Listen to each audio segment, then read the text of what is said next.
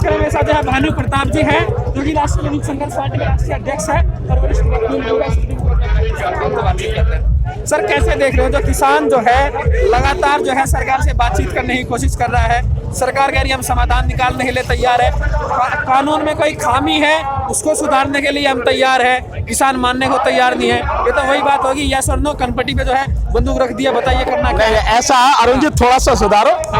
किसान बात करने की कोशिश नहीं कर रहे, सरकार बात करने की कोशिश कर रहे हैं। हमें बात करने की क्या जरूरत है? हमारा तो सीधा है, आप तीनों कानून वापस लो और जो एमएसपी है उसके लिए कानून बनाओ, बात खत्म होगी। तो बात हम नहीं कर रहे, बात सरकार करना चाह रही है और सरकार जो चाह रही है कि केवल एमएसपी का आश्वासन देकर और सारे मामले को खत्म कर दे, वो नहीं होगा इस बार। ये कानून तीनों वापस लेने पड़ेंगे और एमएसपी का कानून बनाना पड़ेगा ताकि किसान को एमएसपी मिल सके। बहुत सीधी सी बात। एमएसपी तो हम दे ही रहे हैं। देखिए, इसको समझो आप, जो एमएसपी देने की बात करें ये एडमिनिस्ट्रेटिव ऑर्डर है, प्रशासनिक आदेश है, गवर्नमेंट ऑर्डर है। इसकी कोई जो है इंप्लीमेंट करने के लिए कोई वैलिडिटी नहीं है प्रॉपर तरीके से कि आप इसको आप निश्चित रूप से लागू ही करना, ऐसा कुछ नहीं है। लागू तभी होगा, ये बाध्यकारी तभी होगा जब इसका कानून बनेगा। तो आप कानून बनाओ और कानून बना के जो हमें एमएसपी, दूसरा एमएसपी की जो बात कर रहे हो आप, क्या एमएसपी मिल रही है? मक्का का भाव आपने कर रखा है 1850 रुपए, मिल क्या रहा है? 1000 रुपए, 1000 रुपए, 700 रुपये मिला, 700 रुपए मिल रहा है, 700 रुपए मिला, ठीक है। मैंने बेचा है, बाजार की बात, मैंने 700 रुपये राजपुरा मंडी में मक्का बेचा है। तो 1850 सरकार का भाव है और मिल रहा है आपको 700 रुपए और 800 रुपए, तो एमएसपी कहां मिल रही है? सरकार इस बात का जवाब देगी क्या?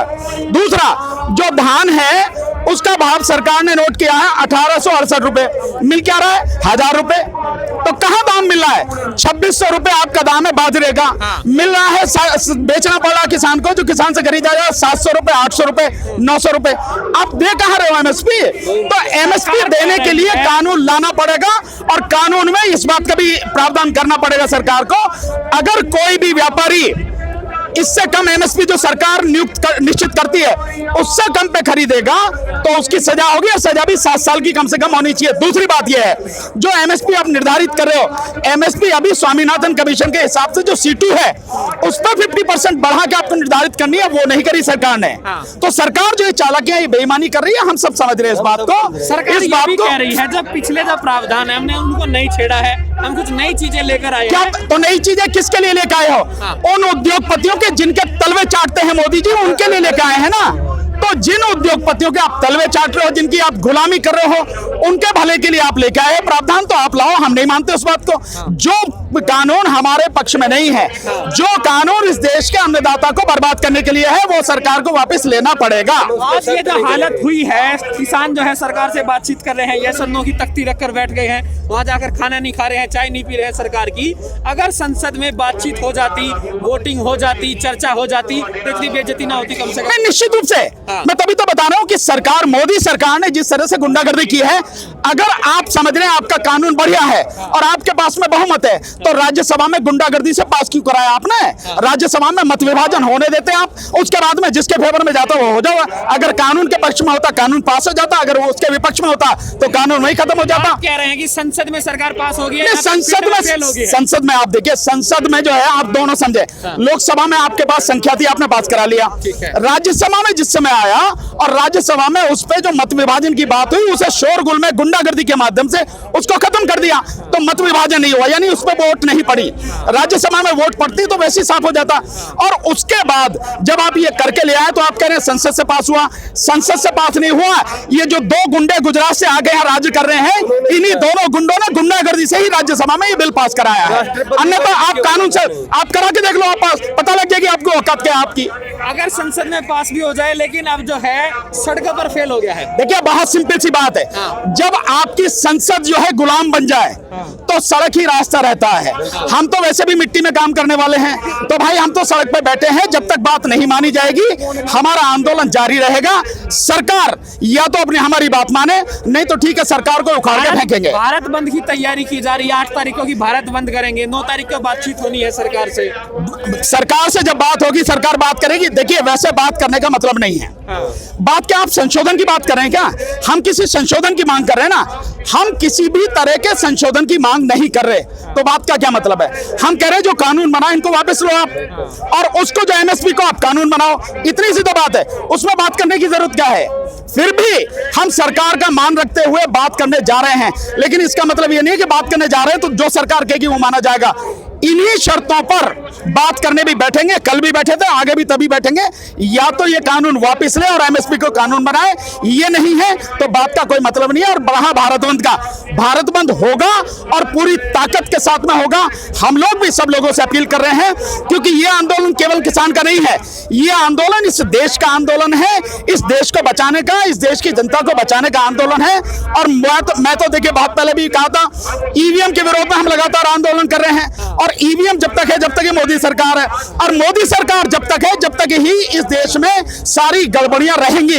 इसलिए मोदी सरकार को उखाड़ के फेंकना सबसे पहला उद्देश्य होना चाहिए। हम लोग उसी के लिए काम कर रहे हैं लगातार। आपको क्या लग रहा है इस बार का जो आंदोलन है, जिस तरीके से विरोध हो रहा है, ऐसा पहली बार हो रहा है? मोदी सरकार को इतना बड़ा विरोध का सामना करना पड़ रहा है मोदी जी। अरुण जी मेरी बात नहीं, आप पूरे यहाँ से लेकर वहां तक जाके देखिए, 20 किलोमीटर तक सारे किसान भाई रोड पे हैं। सरकार को शर्म आनी चाहिए, लेकिन ये तो बेशर्म सरकार है, बेईमान सरकार है, बेरहम सरकार है। यहाँ से वहां तक, और आप उधर टिकरी बॉर्डर पे चले जाइए, चारों तरफ जब किसान बैठा है तो हम लोग इस बात को तय करके बैठे हैं कि ये लड़ाई आर पार की। अभी नारा भी सुना आपने कि अब की बार क्या बात है, अब की बार आर पार। ये बिल्कुल आर पार की, आर पार ये तब भी हो जाता अगर ये कोरोना का संकट नहीं होता, सीए एनआरसी का जो आंदोलन चल रहा था, हम तभी 4 महीने में इसके घुटने तोड़ देते। लेकिन अफसोस कि कोरोना आ गया और ये सारा मामला गड़बड़ हो गया। पर अब जो किसान मैदान में आया है तो किसान है, ये कोई दलाल नहीं है, ये कोई मतलब किराए पे लाई हुई भीड़ नहीं है। ये अपनी इच्छा से अपनी लड़ाई लड़ने, अपना संघर्ष करने के लिए आए हैं, और ये जब ही जाएंगे जब इनकी मांग मारी जाएगी, नहीं तो नहीं जाएंगे। बहुत सिंपल। बात जो है, लग रहा है कि जो मोदी सरकार है पहला किसानों से पड़ गया, अगली बार हिंदू मुस्लिम में नहीं बट पा। हाँ, निश्चित रूप से। अगर देखिए सीए के आंदोलन में ये जरूर वो उसमें करने की कोशिश करते रहे कि ये आंदोलन हिंदू मुस्लिम का है और मुस्लिमों के विरोध में है या इसके विरोध में, वो सब, लेकिन ये आंदोलन किसानों का है। और आप यहां से वहां तक देख रहे होंगे, हर जाति हर धर्म का किसान, वो किसान यहाँ मैदान में आंदोलन में है। तो यहाँ उनका हिंदू मुस्लिम नहीं चलेगा। हिंदू मुस्लिम के अलावा बीजेपी के पास कोई राजनीति तो है नहीं। ये भी है सर, क्योंकि जो सरकार है, जो बीजेपी है, किसान हितैषी होने का दावा करती है, कह रही भाई हम जो है, सुन लीजिए, कि किसानों की जो है आय दोगुनी कर देंगे, तमाम वायदे किए जा रहे हैं, ये वो सब, लेकिन किसानों से बड़ा वोट बैंक कोई नहीं है इस देश में। क्या किसानों को नाराज किया जा सकता है? नहीं, नाराज, देखिए एक चीज आप समझिए, इस और ये सबको समझना चाहिए, किसानों को भी समझना चाहिए। आपके माध्यम से मैं सारे देश को ये बात बताना चाहता हूँ, इस सरकार को, अगर हम लोग इस भ्रम में हैं कि हमारी वोटों की जरूरत है, इस सरकार को किसी के वोटों की जरूरत नहीं है।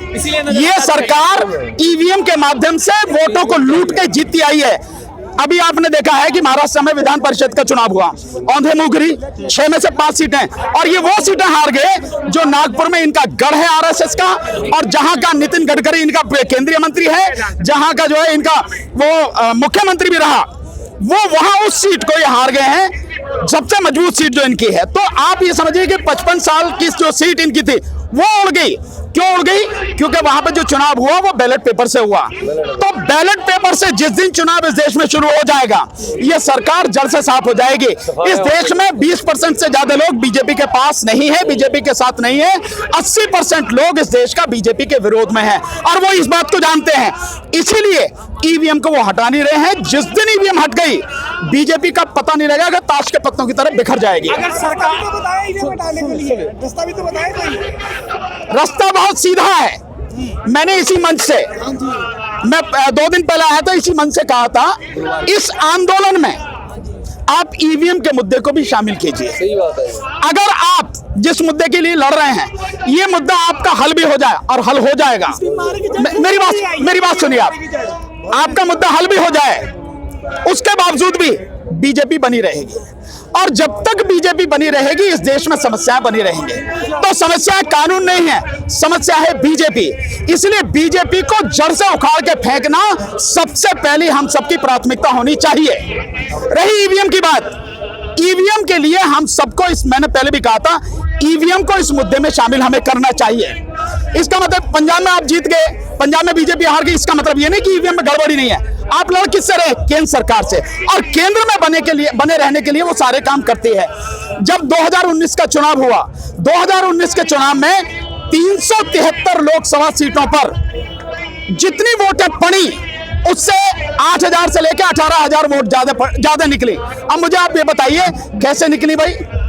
जब इलेक्शन कमीशन से सवाल पूछा गया तो इलेक्शन कमीशन ने आज तक इसका जवाब नहीं दिया। आज तक 1.5 साल से ज्यादा हो चुका, आज तक जवाब नहीं दिया इलेक्शन कमीशन ने। इसलिए हमको जड़ को समझना है। तो मैं ये मानता हूं कि इस आंदोलन में जो हमारी मांगे हैं इसमें थोड़ी सी मांग और ऐड की जाए। एक, ईवीएम को हटा के बैलेट पेपर से चुनाव कराया जाए। दूसरा, मोदी सरकार इस्तीफा दे, लोकसभा को भंग करा जाए और दोबारा से बैलेट पेपर से लोकसभा चुनाव कराया जाए। बीजेपी से मुक्त कराना इस देश को मैं समझता हूं सबके सबसे पहली प्राथमिकता होनी चाहिए। अगर सर ये होगा कैसे? सर बिल्कुल होगा। जैसे यहाँ आए हैं आज आंदोलन के लिए, आप कहिए ना, इसी मंच से कहिए कि ईवीएम भी हमारा मुद्दा है। हम सभी लोगों को हम लगातार कोशिश कर रहे हैं। जो सिग्नेचर कैंपेन आप चला रहे हैं, वो सिग्नेचर कैंपेन हमने शुरू किया है ईवीएम के लिए, वो सारा मुद्दा इसमें जोड़िए तो सही। इसीलिए अब मुद्दे जोड़ने पड़ेंगे आपको। ठीक है, अभी सरकार भी जो है हट धर्मी अपनाए हुए हैं कि हम पीछे नहीं हटेंगे। किसानों ने भी ठान लिया है कि हम पीछे नहीं हटेंगे। तो अब कैसे समाधान निकलेगा? नहीं, समाधान बहुत। किसान कब तक बैठा रहेगा? नहीं, किसान तो जब तक बैठेगा, किसान जब तक लड़ेगा, जब तक सरकार किसानों की मांग मानेगी नहीं। बहुत मुश्किल से, बहुत धैर्य के बाद, बहुत दिनों बाद किसान सड़क पर आया है। इस तरह से किसान अब तक मैंने नहीं देखा कि आजादी के बाद कभी सड़क पर आया हो। पहली बार इस तरह से सड़क पर आया है और मैं समझता हूं कि ये ठान के आया है, या तो हमारी मांगे मानी जाएंगी, नहीं तो इस सरकार को उखाड़ के फेंकेंगे। इसीलिए लगातार देखिए, लगातार आप देख रहे हैं कि इस आंदोलन का दायरा भी बढ़ता चला जा रहा है। भिन्न भिन्न सामाजिक संगठन, भिन्न भिन्न सामाजिक कार्यकर्ता, भिन्न भिन्न तरह के लोग इस आंदोलन से लगातार अब जुड़ते चले जा रहे हैं। और जैसे ये होगा, जितना बड़ा हो जाएगा उतनी ही सरकार की मुश्किलें बढ़ेंगी, सरकार के लिए मुसीबत खड़ी होगी। तो हमको किसी भी हालत में इससे कम पे जो सोचना नहीं है कि ये कानून तीनों वापस ले, सरकार और एमएसपी को कानून बना। अभी एक चीज मैं थोड़ा सा बताना चाहता हूं, इस चीज को भी हम सबको समझने की जरूरत है। कुछ लोग, क्योंकि सरकार के भी जो हैं कुछ दल्ले हैं जो किसानों में संगठनों में हैं, तो उनमें से कुछ ये कह रहे हैं कि एमएसपी का अगर जो है हमें भरोसा दिला दे सरकार तो हम ये आंदोलन, हमारे लिए तो उतना ही काफी है। नहीं, जो लोग ये बात कह रहे हैं कि केवल एमएसपी की बात अगर सरकार कर दे तो आंदोलन खत्म कर देंगे, वो सरकार के दल्ले हैं। इन दल्लों से सावधान रहना है। हमारा आंदोलन एमएसपी के लिए नहीं है, हमारा आंदोलन दोनों के लिए, तीनों कानून वापस हो और एमएसपी को कानूनी दर्जा मिले, उसके लिए हमारा आंदोलन है। ठीक है, तो थे मेरे साथ भानु प्रताप भाई, हमने बातचीत की। चलो पंजाबी जी हो रहा है।